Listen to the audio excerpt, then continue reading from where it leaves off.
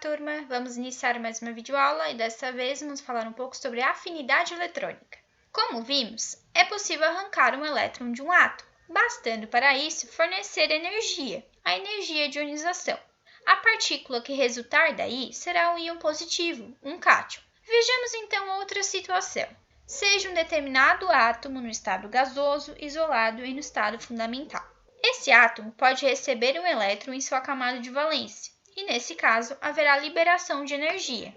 Assim, o átomo se transforma no íon negativo. Essa quantidade de energia liberada quando um átomo gasoso, isolado no seu estado fundamental, recebe um elétron é chamada de afinidade eletrônica ou eletroafinidade. Então, nós temos aqui o cloro no estado fundamental, com 17 prótons e 17 elétrons. Se ele recebe um elétron, ele vai se tornar um ânion, agora com 18 elétrons. E por receber esse elétron, ele vai liberar uma energia, que é o que nós chamamos de afinidade eletrônica ou eletroafinidade. Vamos analisar então aqui o exemplo do oxigênio, que é um ânion bivalente. Então, nós temos aqui o oxigênio gasoso no estado fundamental ou isolado. Ele vai receber um primeiro elétron, vai se tornar mais negativo, o O-, e vai liberar uma primeira energia. Então, nós podemos representar o primeiro elétron ali ganho por esse novo elétron aqui na segunda camada, que é a camada de valência do oxigênio. Só que eu posso inserir mais um elétron ao oxigênio. Então, o O- vai receber mais um elétron, vai se tornar o O2- e vai liberar uma segunda energia. Então, podemos representar esse segundo elétron também aqui na segunda camada. Nesse caso, os dois elétrons ganhos pelo oxigênio farão com que o seu raio aumente, porque haverá uma maior repulsão dos elétrons. Voltando com a ideia da ciranda-cirandinha. À medida que novos coleguinhas entram na brincadeira, a roda aumenta. Se nós compararmos a primeira e segunda energias liberadas pelo oxigênio, vamos observar que a primeira é maior que a segunda. Porque quando o oxigênio ganhou o seu segundo elétron, ele já estava negativo, ele já era o O-.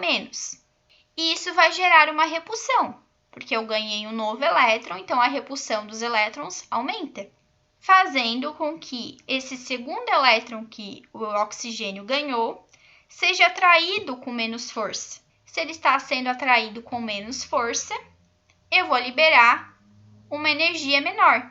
Por isso que a segunda energia é menor quando comparada com a primeira. Então, nós podemos fazer uma relação. O ganho de elétrons acarreta no aumento do raio, ou seja, vai haver uma maior repulsão entre os elétrons. Isso faz com que, à medida que eu vou ganhando elétrons, eu vou atraindo esses elétrons com menor força. E eu vou liberando uma menor afinidade eletrônica. Então, como mencionei para vocês, à medida que o raio atômico aumenta, quando esse elemento químico ele vier a ganhar um elétron, ele vai liberar uma energia menor a cada ganho de elétrons, né? Foi o que eu acabei de dizer. Se caso o elemento químico ele tiver um raio menor, quando ele ganhar um elétron, ele vai liberar uma energia maior. É o pensamento contrário. Então, aqui na variação da afinidade eletrônica na tabela, nos grupos, ela varia, né? Ela aumenta de baixo para cima, porque de baixo para cima vai diminuindo o raio. E nos períodos, ela aumenta da esquerda para a direita, o mesmo raciocínio, vai diminuindo o raio atômico.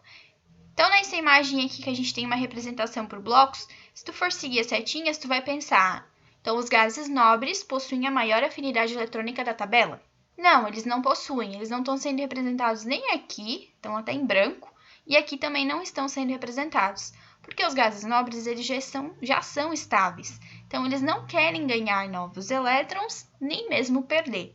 Então, as suas afinidades eletrônicas não são consideradas, tá? Então, se não são os gases nobres, novamente, se tu seguir a seta, tu vai pensar, então é o flúor, o elemento com maior afinidade eletrônica. Não, não é o flúor. O flúor possui, sim, um raio bem pequeno, então se eu inserir um elétron no flúor, ele vai liberar uma afinidade eletrônica, mas ele não é a maior afinidade da tabela, tá? É uma exceção a essa regra. O elemento que possui a maior afinidade eletrônica da tabela é o cloro, um pouquinho maior que a do flúor, tá? Então, nós finalizamos mais essa videoaula, espero que vocês tenham gostado. A próxima aula, que já segue essa, nós vamos falar um pouco sobre eletronegatividade. Até a próxima aula. Tchau!